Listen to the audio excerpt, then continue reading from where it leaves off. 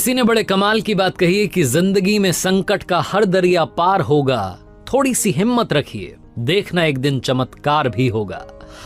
ये कहानी एक अमीर सेठ की। एक सिटी के सबसे अमीर सेठ थे, बहुत सारा पैसा था, बहुत सारे बिजनेसेस चल रहे थे, बहुत सारी फैक्ट्रीज के मालिक थे, कहीं कोई कमी नहीं, हर तरीके से संपन्न थे। एक दिन अपनी फैक्ट्री का दौरा करके शाम में घर लौटे थे। बड़ा सा बंगला, आलीशान बंगला। अंदर पहुंचे तो देखा कि घर वाले सारे लोग जो थे पूजा पाठ कर रहे थे, शाम की आरती चल रही थी।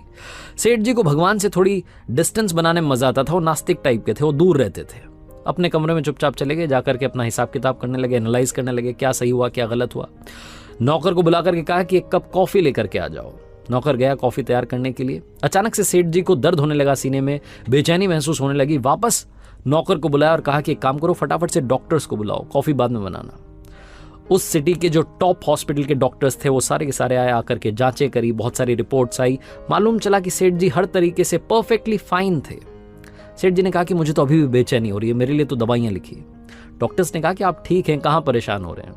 फिर भी सेठ जी का मन था, वो अंदर ही अंदर अजीब सा महसूस कर रहे थे। तो डॉक्टर्स ने दवाइयां लिख दी और साथ में नींद की गोली लिख दी कि अगर नींद ना आए तो ये भी ले लेना, लेकिन आप आज आराम करना, किसी बात की वजह से शायद आप परेशान हैं, इसीलिए आपको बेचैनी हो रही है। नौकर ने खाना तैयार किया, दवाइयां लेकर के आ चुका था। सेठ जी ने दवाई ली, सोने के लिए बिस्तर पर चले गए, लेकिन नींद नहीं आ रही थी, करवट बदल रहे थे। बिस्तर से उठ करके वो नींद की गोली भी ले ली, लेकिन तब भी नींद नहीं आ रही थी। बहुत देर हो गई थी। घड़ी उठा करके देखा तो रात की 3 बज रही थी, सन्नाटा था, हर तरफ शांति थी। उन्हें लगा कि इस बंद कमरे में शायद घुटन हो रही होगी।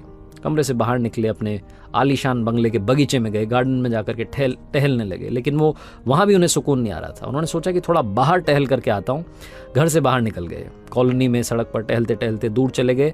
इतने ख्यालों में खोए हुए थे, फैमिली को लेकर के, बिजनेस को लेकर के, पता नहीं 50 बातें चल रही थी कि घर से कब दूर आ गए मालूम ही नहीं चला। सड़क किनारे एक चबूतरा था, वहां जाकर के बैठ गए, चप्पल नीचे उतार दी, आराम से बैठे थे। उसके बाद में अपने बचपन को याद करने लगे, उन दिनों को याद करने लगे जब स्ट्रगल किया करते थे, जब लाइफ में कुछ नहीं था। वो सारे दिन याद आने लगे। सेठ जी अपने ख्यालों में थे, तभी वहां एक कुत्ता आया और उनकी एक चप्पल अपने मुंह में दबा करके भाग गया। सेठ जी ने देखा तो फटाफट से उसके पीछे भागे अपनी चप्पल छुड़वाने के लिए। कुत्ता दौड़ता दौड़ता पास में झुग्गी झोपड़ियां थी, वहां जाकर के चला गया। उस कुत्ते के पीछे पीछे गए, आवाज लगाई, वो कुत्ता थोड़ा डरा, उसने अपने मुंह में से वो चप्पल नीचे गिराई और वो वहां से खिसक लिया। सेठ जी ने दूसरी वाली चप्पल भी पहनी और वापस अपने घर के लिए आने के लिए तैयार थे। उन्हें याद आया कि घर भी तो चलना है, कितनी देर से बाहर बैठा हूं। तभी उन्हें किसी के रोने की आवाज आने लगी। सेठ जी ने आसपास देखा तो एक झोपड़ी में से रोने की आवाज आ रही थी, एक महिला के रोने की आवाज आ रही थी। तकरीबन सुबह के 4 बज रहे होंगे, काफी देर हो चुकी थी। सेठ जी ने सोचा कि क्या करूं, जाकर के पूछूं क्या बात है या फिर अपने घर चले जाऊं। उनके मन ने कहा कि घर चलते हैं, कहां फालतू के पंगे में पड़ना है, अपना काम करते हैं, अपन अपने काम से काम रखते हैं। सेठ जी घर की तरफ चलने के लिए आगे बढ़े, 4-5 कदम आगे बढ़ाए। फिर मन में दूसरा ख्याल आया कि एक बार जाकर के पूछ तो लूं, पता तो कर लूं कि बात क्या है। उस झोपड़ी के पास गए, झांक करके देखा तो अंदर वाकई में एक महिला रो रही थी। दीवार से, वो जो झोपड़ी की दीवार थी, उससे सर पटक पटक के रो रही थी।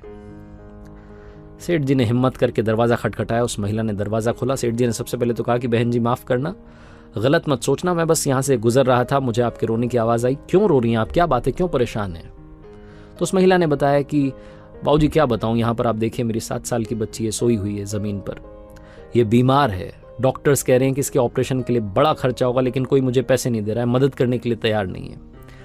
सेठ जी ने कहा तो इसमें रोने से क्या होगा, रोने से आपको थोड़ा ना पैसा मिल जाएगा, रोने से कोई थोड़ा ना आपकी मदद कर देगा। और ये सुबह सुबह क्या रो रही हैं आप, इससे कुछ नहीं होने वाला। आपको मदद मांगनी है तो जहां आप काम करती है, कहाँ आप काम करती हैं? तो उस महिला ने बताया कि मैं तो घर घर जाकर के झाड़ू पोछा करती हूँ। तो सेठ जी ने कहा कि उनसे मदद मांग लेती है, रोने से कुछ नहीं होने वाला। तो उस महिला ने कहा कि रो तो इसलिए रही थी क्योंकि कल एक बाबा जी यहाँ से निकले थे। उन्होंने कहा था कि बेटा सुबह 4 बजे कल रोना शुरू करना और ऊपर वाले को याद करना, लगातार प्रार्थना करना, देखना चमत्कार होगा।